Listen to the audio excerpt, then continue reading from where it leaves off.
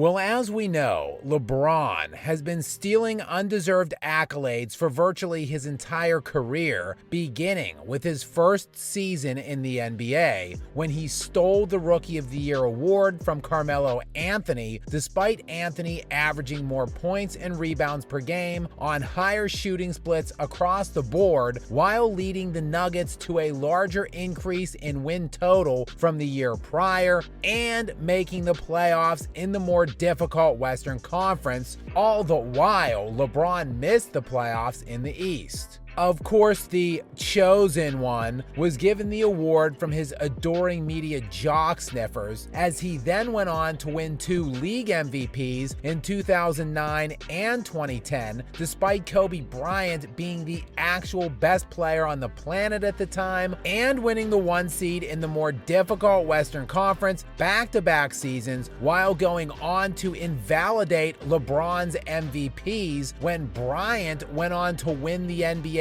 title both seasons by beating the very teams that sent Bron packing in each of his MVP campaigns. LeBron would then go on to win the first of 2 more consecutive league MVPs in 2012, despite the fact he broke the competitive balance of the league by colluding with 2 top 15 players league-wide at the time to attempt to gravy train his way to some garbage titles. It's a complete crap. Despite the unbeatable stacked super team he had amassed, in 2012, the Miami Heat didn't even finish as the 1 seed in their own conference. But who cares? The chosen one must have his legacy constructed by the eager, sycophantic jock sniffers populating every crevice of every media outlet known to man.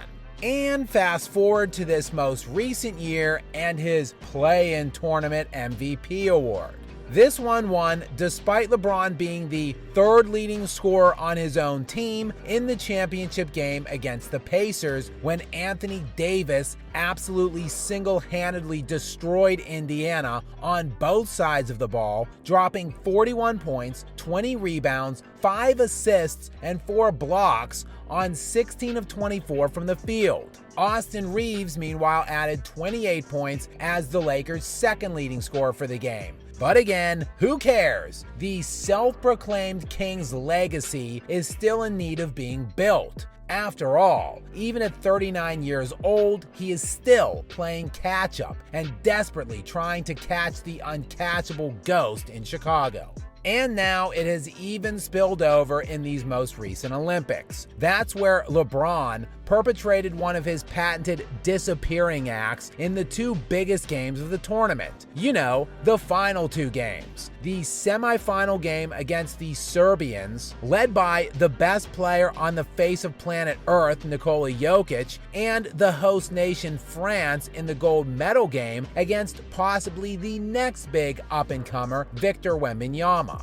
In those 2 final games, the only 2 games of the tournament where the US was pushed, Steph Curry was clearly the best player on the floor for the Americans. The USA trailed by double digits for virtually the entire semifinal matchup with Serbia, down by as many as 17 points in that one, while the French closed to within 3 points of the Americans late in the 4th quarter in the gold medal game.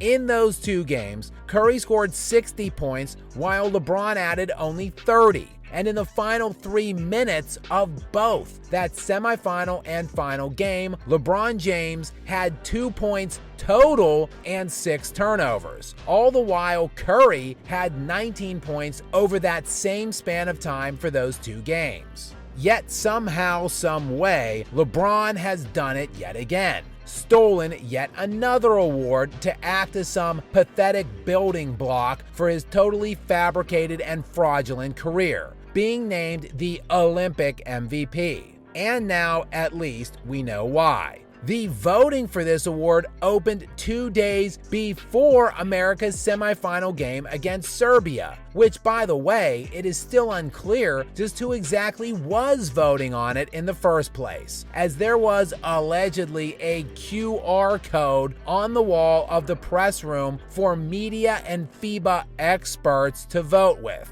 A QR code. I'm sure Rich Paul was on the ground in France with a team of clutch interns to infiltrate that press room and blast out as many votes for the fraud king as was possible. All the while, the FIBA experts were voting before the final two games were even played out. The two games where Steph Curry carried the USA to the gold medal and clinched his winning case for that award.